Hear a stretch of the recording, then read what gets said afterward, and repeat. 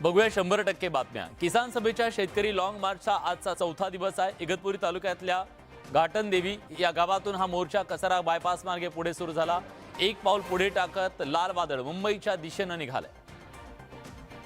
नाशिकच्या दिंडोरीमधून निघालेलं शेतकऱ्यांचं हेच लाल वादळ मुख्यमंत्री एकनाथ शिंदेंच्या जिल्ह्यात दाखल झालं। किसान सभा आणि समविचारी पक्षांनी काढलेला शेतकऱ्यांचा लॉंग मार्च मुंबईच्या वेशीवर पोहोचलाय। कष्टकरी, आदिवासी महिला आणि अबालवृद्ध पायी चालत कसारा घाटापर्यंत पोहोचले। मुख्यमंत्री उपमुख्यमंत्र्यांसोबत कालची बैठक रद्द झाल्यानं शेतकऱ्यांमध्ये नाराजी आणि आक्रोश पाहायला मिळाला। त्यामुळे चर्चेसाठी शेतकऱ्यांचं शिष्टमंडळ मुंबईला जाणार नाही। मंत्र्यांनी शेतकऱ्यांसमोर यावं असे आक्रमक भूमिका आंदोलक शेतकऱ्यांनी घेतली।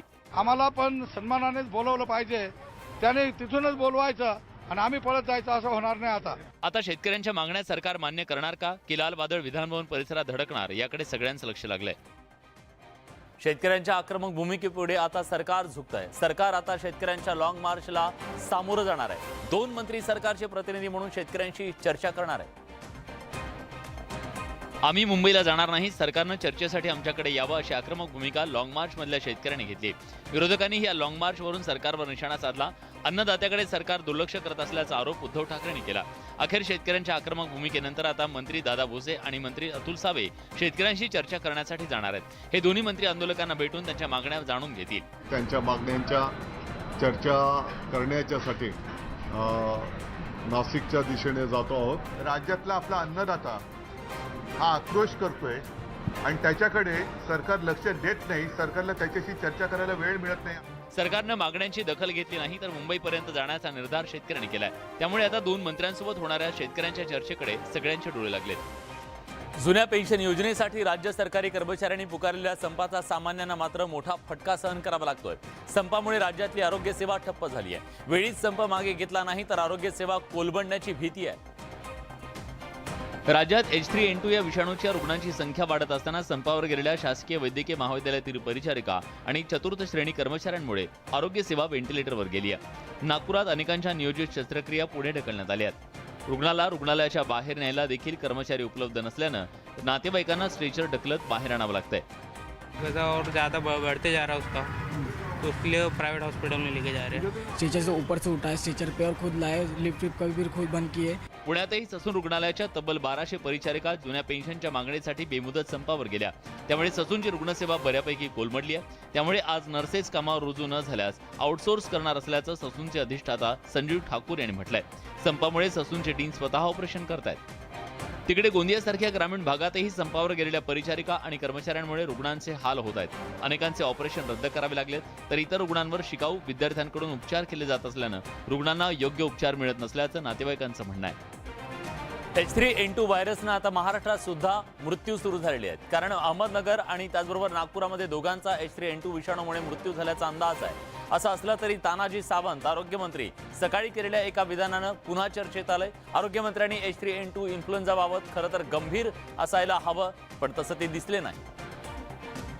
एकीकडे राज्यात 2 H3N2 विषाणू बाधित रुग्णांचा मृत्यू होत असताना आरोग्यमंत्री मात्र H3N2 मुळे मृत्यू होत नसल्याचं सांगतायत।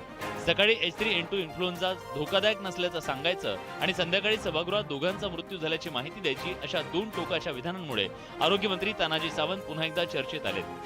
H3N2 हा असा डेथकडे नेणारा डिसीज नाहीये असं एक प्राथमिक अहवालात म्हटलेलं आहे। अहमदनगर येथील साईदीप या खाजगी रुग्णालयात श्री चंद्रकांत सपकाळ वय 23 वर्ष या रुग्णाचा मृत्यू झाल्याची नोंद आहे। एके माझी वय 72 वर्ष। एकीकडे केंद्रीय आरोग्य मंत्रालय आणि नीती आयोग लोकांना सतर्क करत असताना राज्याच्या आरोग्यमंत्र्यांनी H3N2 धोकादायक नसल्याचं सांगणं म्हणजे केंद्र सरकारची चिंता निरर्थक ठरवण्याचा प्रकार आहे। पण एक नक्की, H3N2 इन्फ्लुएन्झा आजाराला खूप घाबरण्याचं कारण नाही, तरी लोकांनी काळजी घेण्याची गरज आहे। बजेटवरील चर्चेला उत्तर देताना अर्थमंत्री देवेंद्र फडणवीसांनी विरोधकांना जोरदार टोले हाणले। बजेटवर विरोधकांनी घेतलेला आक्षेप फडणवीसांनी खोडून काढले। आपल्या सरकारचा अर्थसंकल्प सर्वसामान्यांच्या हिताचा असल्याचा पुनरुच्चार फडणवीसांनी केला। अर्थसंकल्पात सरकारनं केवळ आश्वासनांचा पाऊस पडल्याचा आरोप करत विरोधकांनी विधिमंडळाच्या पायऱ्यांवर आज डोंगर उंदराची प्रतिकृती फ्लेक्स म्हणून आणली। विरोधकांनी केलेल्या या आंदोलनाला फडणवीसांनी जोरदार टोला लगावला। असं एक डोंगर, असा ते डोंगर वर करायचे आणि त्याच्या खाली एक उंदीर दिसायचा आणि त्याच्यात घोषणा चालू होत्या, खोदा पहाड निकला चुहा। मविया सरकारमध्ये अर्थमंत्री असलेल्या अजित पवारांवर निधी वाटपात शिवसेनेवर अन्याय केल्याचा आरोप होत होता. त्यावरून अजित पवारांना चिमटे काढण्याची संधी फडणवीसांनी सोडली नाही. तुम्ही केली त्यांची कोंडी, म्हणून मारली आम्ही मुसंडी. मवियाच्या काळात केवळ आश्वासनं देण्यात आली. ती आश्वासनं आपलं सरकार पूर्ण करत असल्याचं त्यांनी अधोरेखित केलं. एकूणच बजेटवरील चर्चेला उत्तर देताना फडणवीसांनी सडेतोड उत्तर देत विरोधकांना कोंडीत पकडलं.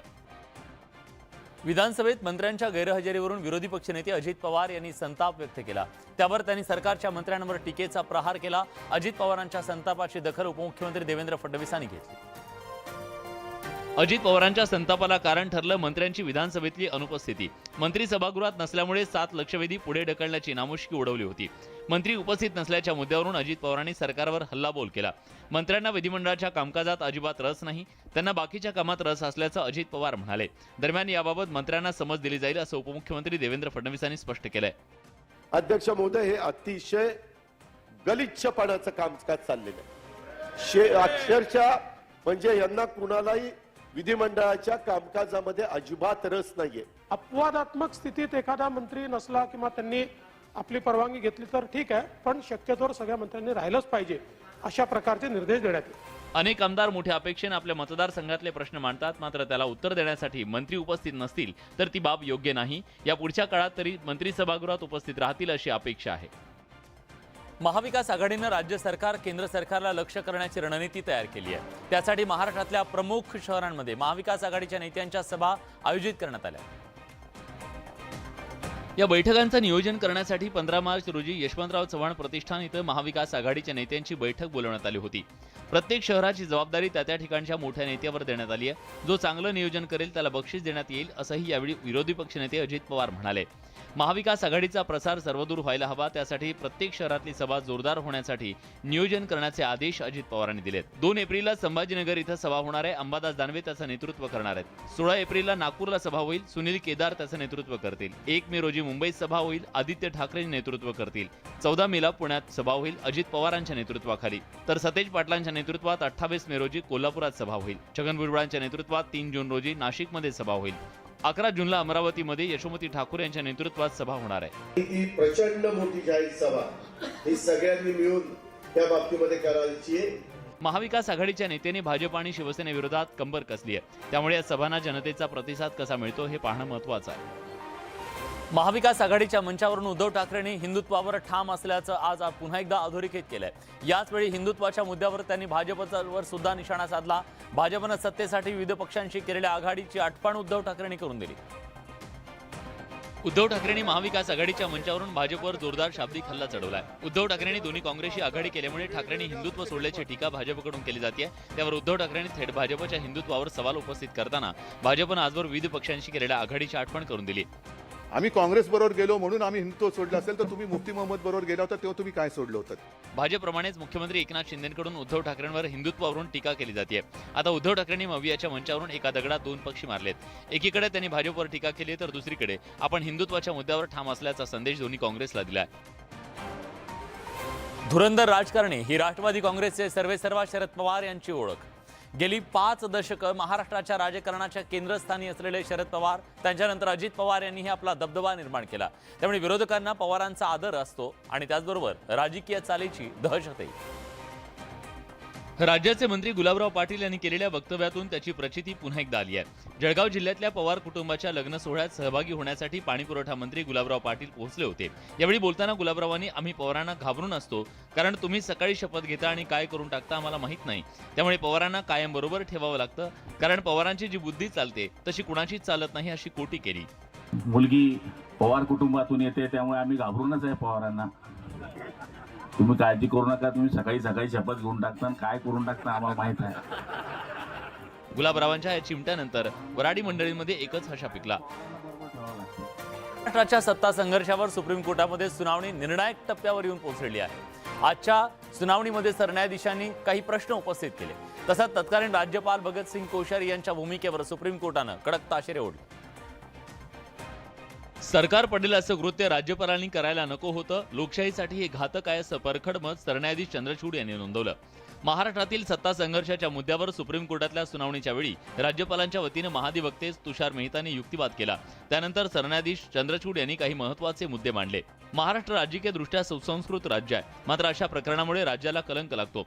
राज्यपालांनी बहुमत चाचणीसाठी बोलावणं हे सरकार पाडण्याचं पाऊल होतं असं दिसून येत आहे. विरोधी पक्षनेत्याचं राज्यपालांना पत्र ही काही नवीन बाब नाही. आमदारांच्या जीवाला धोका म्हणून बहुमत चाचणी बोलावणं अयोग्य असल्याचं कोर्टानं म्हटलं. अधिवेशन पुढे असतानाही राज्यपालांनी बहुमत चाचणी बोलावली. केवळ 34 आमदारांनी गटनेत्याची केलेली निवड योग्य आहे हा एकच मुद्दा योग्य वाटतो. बाकी राज्यपालांनी राजकारणात उतरणं लोकशाहीसाठी घातक असल्याचं सरन्यायाधीश म्हणाले. आमदारांना जीवाची भीती होती तर त्यांनी राज्यपालांना केवळ सुरक्षेसंदर्भात पत्र पाठवणं पुरेसं होतं. मात्र अशा पद्धतीनं विश्वासमत मागणं लोकशाहीसाठी घातक आहे. 3 वर्षाचा सुखी संसार एका रात्रीत कसा मोडला असा सवालही सरन्यायाधीशांनी केलाय. शिवसेना ही एकनाथ शिंदेंची असल्याचं निवडणूक आयोगानं सुप्रीम कोर्टामध्ये दाखल केलेल्या प्रतिज्ञापत्रात म्हटलेलं आहे. सुप्रीम कोर्टात सुनावणी होण्याच्या पूर्वीच निवडणूक आयोगानं हे प्रतिज्ञापत्र सादर केलंय. राज्यातील सत्ता संघर्षावर सुप्रीम कोर्टात सुनावणी सुरू असतानाच केंद्रीय निवडणूक आयोगानं शिवसेना पक्ष आणि धनुष्यबाण हे चिन्ह एकनाथ शिंदेंना देण्याचा निर्णय घेतला होता. निवडणूक आयोगाच्या निर्णयाच्या विरोधात उद्धव ठाकरेंच्या पक्षानं सुप्रीम कोर्टात धाव घेत याचिका दाखल केली.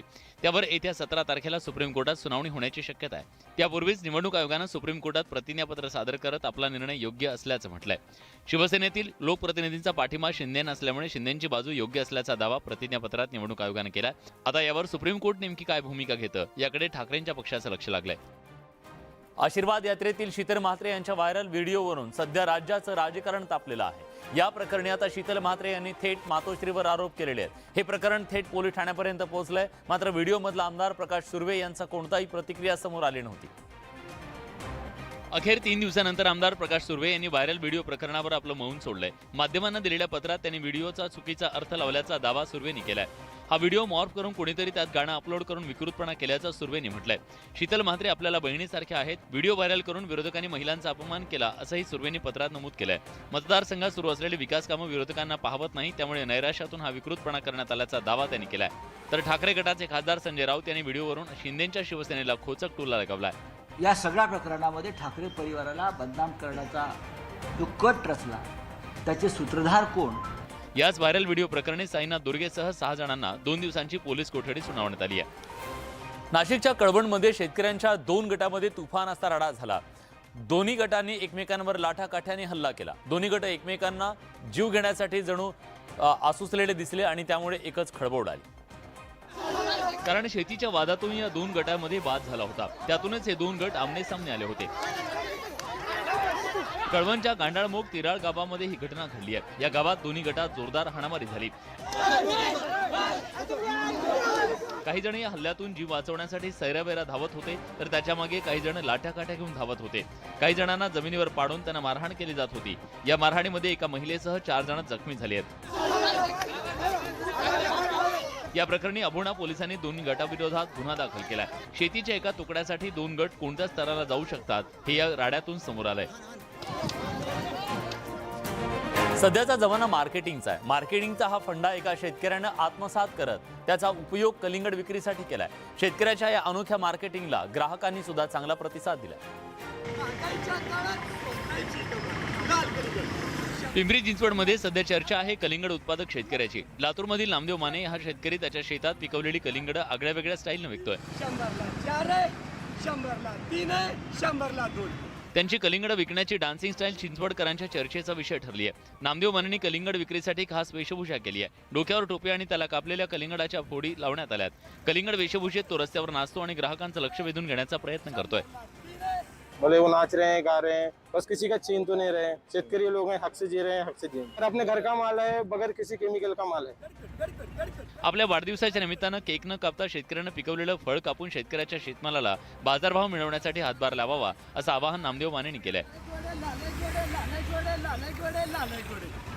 बारामतीतल्या खांडज इथं ब्रिटिशकालीन बायोगॅसची टाकी साफ करत असताना 4 जणांचा मृत्यू झालाय. यात बापलेकाचा सुद्धा समावेश आहे. या सगळ्यांच्या मृत्यूनं हळहळ व्यक्त होतीये. बारामतीच्या खांडज इथं 22 फाट्याजवळ ब्रिटिशकालीन बायोगॅसच्या टाकीत शेण आणि कचरा साठलेला होता. हा कचरा साफ करत असताना पहिल्यांदा शेतमजूर बाबूराव गव्हाणे अडकले. त्यानंतर त्यांना बाहेर काढण्यासाठी 3 जण गेले. मात्र तिथे तयार झालेल्या विषारी गॅसमुळे 4घांचा यात मृत्यू झालाय.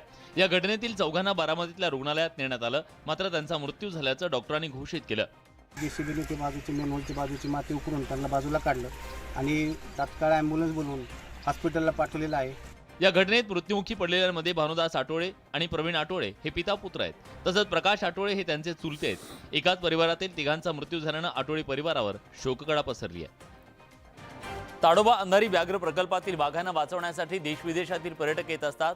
ताडोबाचं रान हे वाघोबाच्या डरकाळीनं शहरतं, पण ताडोबाच्या या अधिकारासाठी याच वाघांमध्ये तुंबळ लढाई सुद्धा होते. मात्र 2 दिवसापूर्वी 2 वाघ थेट प्रेमासाठी भिडले. ताडोबा अंधारी व्याघ्र प्रकल्पात माया ही प्रसिद्ध वाघीण आहे. या वाघिणीवर रुद्रा आणि बलराम या 2 वाघांचा जीव जडला. मायासाठी दोघी एकमेकांशी भिडले, रक्तबंबाळ झाले. सुमारे 10 मिनिटं चाललेल्या या टोकाच्या लढाईत अखेर बलरामनं बाजी मारली. या युद्धानंतर वनकर्मचाऱ्यांना माया वाघीण बलराम सोबत एकत्र फिरताना दिसली. त्यामुळे मायाचं हृदय बलरामनं जिंकल्याचं बोललं जात आहे. बिहारच्या किशनगंज भागामध्ये जंगली हत्तीने अक्षरशः धुडगूस घातलाय. हत्तीने अनेक घरांचं मोठं नुकसान केलंय. अखेर भीतीने नागरिकांनी घरं सुद्धा सोडून पळावं लागलं.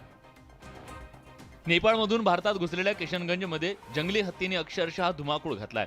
बेरिया परिसरातील गावांमध्ये हत्तींचा कळप घुसला. त्यांनी घरांची प्रचंड तोडफोड केली, शेतीचंही मोठं नुकसान केलं. या घटनेचा धक्कादायक व्हिडिओ समोर आलाय. त्यात हत्तींचा हा कळप समोर येणाऱ्या प्रत्येकाला पायदळी तुडवत पुढे जात होता. या कळपानं घातलेला धुडगूस पाहून अनेकांच्या काळजाचा ठोका चुकला. ग्रामस्थांनी तर हत्तींच्या दहशतीमुळे जीव वाचवण्यासाठी गाव सोडून स्थलांतर केलंय. हत्तींच्या धुमाकूळाची माहिती वनविभागाच्या अधिकाऱ्यांना देण्यात आली, पण कुणीही वेळेवर पोहोचलं नाही. त्यामुळे हत्तींच्या कळपाचा बंदोबस्त करण्याची मागणी नागरिकांकडून केली जाते. देशात हृदयविकाराच्या झटक्यानं मृत्यू होण्याची संख्या दिवसेंदिवस वाढतेय. मात्र आता हातातील घड्याळ हे तुम्हाला हार्ट अटॅकचा अलार्म देणार आहे. नागपुरातील वरिष्ठ हृदयरोग तज्ज्ञ डॉक्टर शंतनू सेनगुप्ता यांनी हा दावा केला. हृदयविकाराच्या झटक्याच्या रुग्णांमध्ये ट्रोपोनिन या पातळीचं विश्लेषण करण्यासाठी सध्या रक्त तपासणी हा एकच पर्याय आहे. मात्र त्यात बराच वेळ जातो. मनगटावर घालता येणाऱ्या घड्याळासारख्या उपकरणाच्या माध्यमातून जर हृदयगती ECG सुद्धा काढता येत असेल तर ट्रोपोनिन पातळीची माहिती का नाही, या विषयावर डॉक्टर सेनगुप्ता यांनी संशोधन सुरू केलंय. तसंच एक उपकरण अमेरिकेतल्या एका फर्मकडून बनवून घेतलंय. यातून उपकरणाची चाचणी मागील वर्षभर 5 मोठ्या हॉस्पिटलमध्ये करण्यात आली. आय वॉचमध्ये या digital whatever watch you have, तुम्ही bloodless without blood markers identify करू शकता.